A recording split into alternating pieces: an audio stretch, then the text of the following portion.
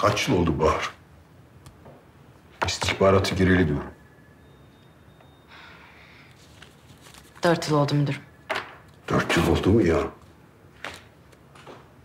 Tamam. 4 yıl önce ne konuştuk peki, hatırlıyor musun?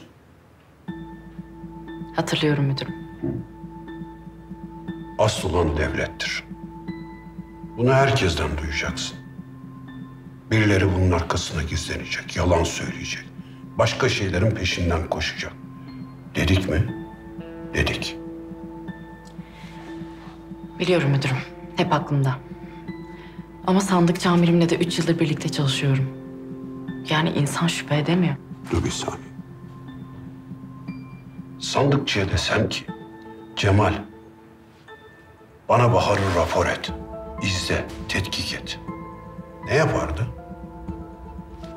Bir an bile tereddüt etmeden bunu yapardı. Hislerimizi bir kenara bırakacağız bu işte.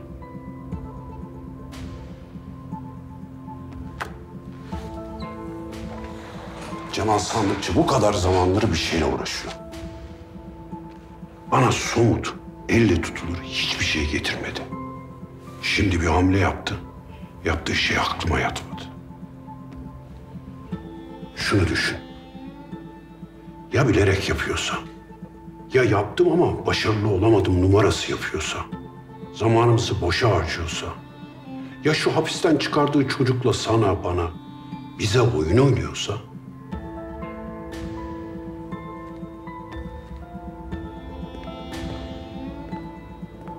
bak, biz bu riski göze alamayız.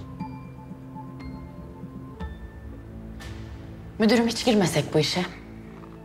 Yani içeri biri mutlaka girecekse başka bir yol bulunabilir. Sandıkçıya bunu söyledin değil mi? Evet. Ona da yaptım bu öneriyi. Kabul etmedi. İşte tam da bu sebeple karışmayacağız, izleyeceğiz.